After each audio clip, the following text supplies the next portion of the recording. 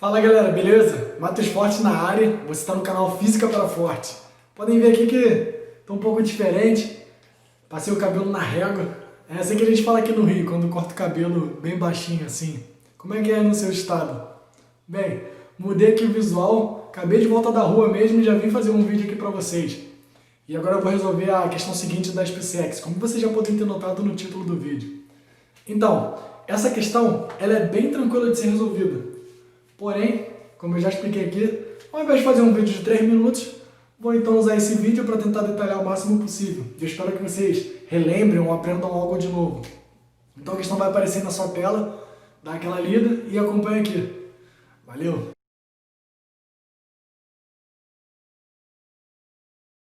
Então, como vocês puderam notar, o enunciado é bem curtinho. Essa questão é sobre a primeira lei da termodinâmica. Aliás, essa matéria ela é muito frequente, ela cai com bastante frequência nas provas militares, seja a prova da EAR, seja a prova da SpaceX, da AFA, da EFON, Escola Naval, ou seja, essa matéria é uma matéria que é muito comum de cair. Porém, essa parte da termodinâmica, ela está no final da termologia. Quando você estuda física por um livro de física, na maioria das vezes, eu posso estar enganado porque eu não conheço todos os livros de ensino médio, mas na maioria das vezes, Física 2, ele é o quê? A parte de termologia, a parte de geometria óptica e a parte de ondas, que também vem acústica. E MHS, é claro. E a termologia quase sempre é o primeiro conteúdo abordado. E aí você começa estudando lá mudanças de conversões de escala termométrica, que por sinal, assim, não é tão difícil, mas pro primeiro contato você fica achando chato aquelas equações, né? Toda aquela parte algébrica. E depois vai para a quantidade de calor, calor sensível, calor latente. Depois começa a estudar os gases já começa a ficar meio enjoado. E aí finalmente tem um desfecho que é o quê? Termodinâmica. Aonde eu quero chegar?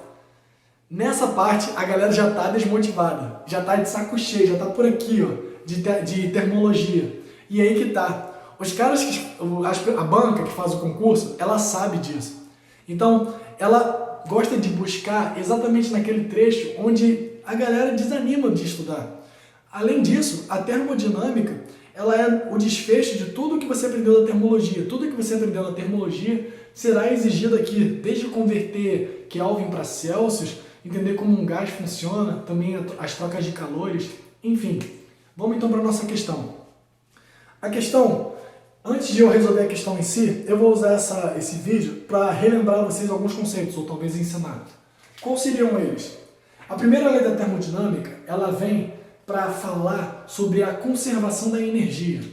Ou seja, a energia ela não é criada e ela também não é destruída, ela só é transformada. Aquela frase máxima de Lavoisier, correto? Então, como é que isso é aplicado na termologia através da matemática, através de uma equação, de uma fórmula?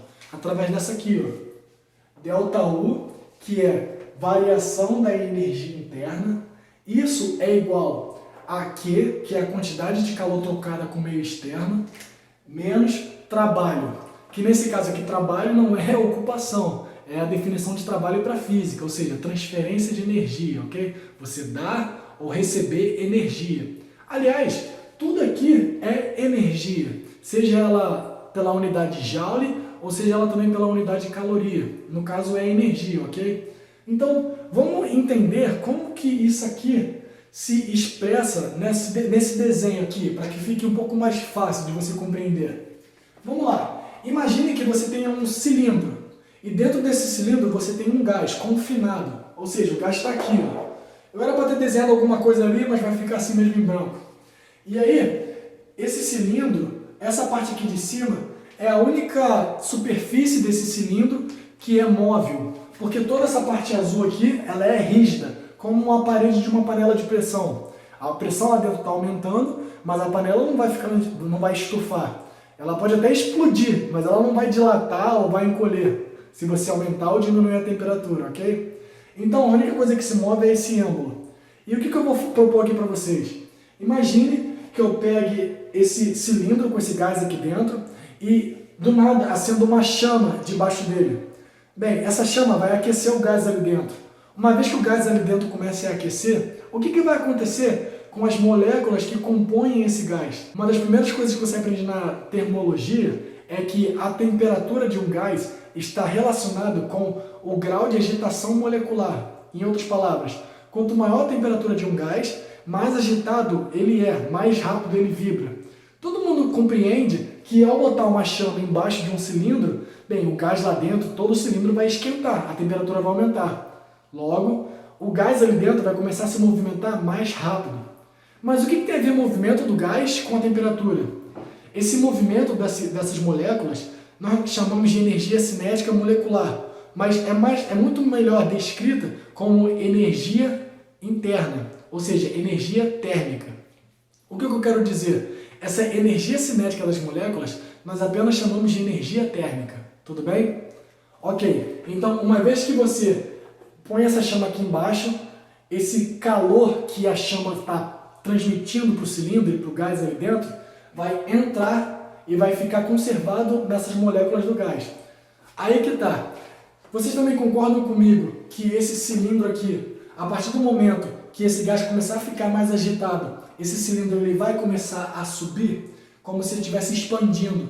O mesmo que acontece quando você pega uma bexiga, um balão de festa, cheio e joga no sol. Ele vai começar a inchar.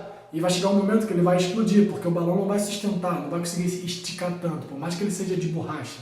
Mas aqui, esse cilindro ele vai começar a subir, e vai chegar um momento que ele vai parar de subir e a temperatura aqui dentro vai se equilibrar. O que isso tem a ver com essa equação aqui? A partir de agora, eu vou quantificar todo esse fenômeno que eu descrevi para vocês. Eu vou usar números. Então, suponhamos que essa chama aqui ela transmitiu 1000 joules. 1000 joules. Então essa chama está passando aqui para dentro 1000 joules. Ok. Uma vez que esse 1000 joules entrou, agora faz parte do gás, nós podemos afirmar que o gás acrescentou em sua energia interna, na sua energia cinética interna, no caso a energia térmica, ele acrescentou 1000 joules, ok?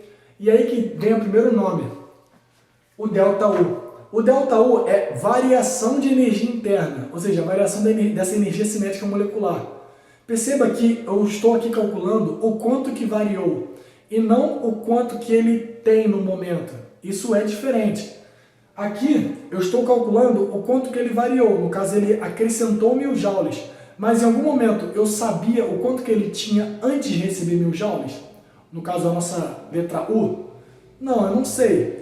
O que importa aqui é achar a variação, quanto que ele ganha ou perde, e não quanto que ele tem de fato no instante que está sendo analisado. Por isso que é ΔU, ok? Então, para essa situação, qual seria o nosso ΔU?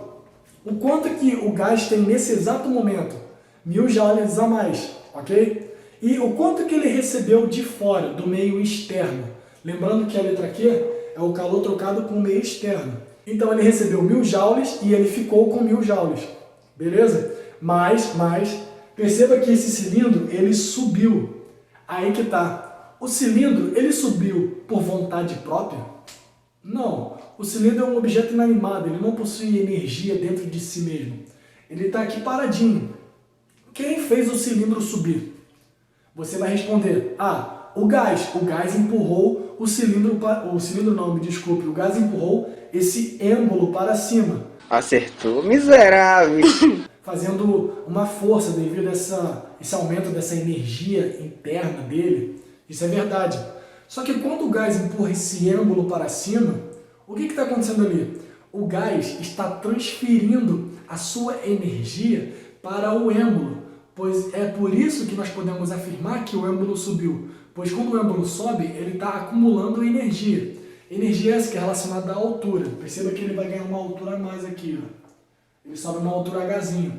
Se o êmbolo está ganhando essa energia, de onde está vindo essa energia? Do gás. Nesse exato momento, o gás acabou de transferir energia para o êmbolo. Sabe qual é o nome disso? Trabalho. É a nossa letra T. Então, agora você já sabe o que cada uma dessas letras representam nesse exemplo. A letra Q é o quanto que a chama passou para o gás. A letra T é o quanto que o gás teve que gastar para fazer o êmbolo subir. E o ΔU vai ser o quanto que vai restar com o gás após ele ter feito o trabalho, ou seja, após ele ter feito o êmbolo subir. Aqui eu ainda não mencionei, mas digamos também que depois que ele recebeu 1000 joules, ele fez o êmbolo subir uma altura H. E ao fazer esse êmbolo subir uma altura H, ele teve que fazer um trabalho, o gás teve que fazer um trabalho de 300 joules. Ou seja, ele teve que passar 300 joules para o êmbolo. Pergunta, quanto que sobrou com ele? Parece aquelas perguntas de matemática, né? A pessoa tinha 4 maçãs e ela vendeu uma maçã. Quantas maçãs sobrou? Ah, sobrou 3 maçãs.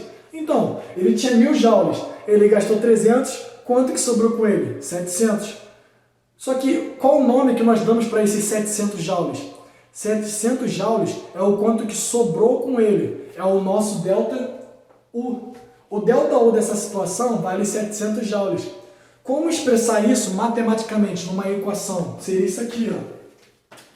Você tem essa equação, correto? Digamos que eu não saiba esse valor, eu quero saber o ΔU. Então vai ficar assim, ó. ΔU é igual a 1000 joules menos 300 joules. Por que menos aqui? Porque o menos é da própria equação, ok? E esse 300 ele é positivo, eu vou dizer o porquê. Aí você vai notar que essa equação vai dar quanto? 700 joules. Tá, eu imagino que agora você já saiba o nome de cada um desses protagonistas, né, desses agentes, e saber o número que eles podem vir a assumir. No caso, 1000 joules, 300 joules, e a gente acabou achando para o outro 700 joules. Ok, mas tem a questão da nomenclatura. Ou seja, quando você lê o enunciado, você tem que prestar atenção nos mínimos detalhes. Que detalhes são esses? Presta atenção aqui. O ΔU é o quanto de energia que o gás mantém consigo. Esse ΔU pode ser tanto negativo quanto positivo. Bem, o que significa ΔU positivo? Significa que ele ficou com a mais do que ele tinha antes. É como se fosse um saldo positivo. Você recebe R$1.000 e você gasta R$300 todo mês. Então você fica com um saldo positivo de R$700. Então seu ΔU, quando ele é positivo, ΔU maior do que zero, significa que há um aumento de temperatura. Por que de temperatura? Porque foi o que eu já expliquei no início do vídeo. Há uma correlação entre a agitação molecular, essa energia cinética interna das moléculas, com a temperatura, porque é o grau de agitação molecular. Ok? E se o ΔU fica negativo? Você recebe R$1.000, mas gastou R$1.100. No final do mês você vai ficar com um débito de R$100. Ou seja, você está ficando cada vez com menos dinheiro. Nesse caso, você está ficando cada vez com menos energia. Menos energia interna, no caso seria o quê? Diminuição da temperatura. Entenderam? Isso é importante, porque os enunciados falam isso. Que troca de calor com meio externo. Ok.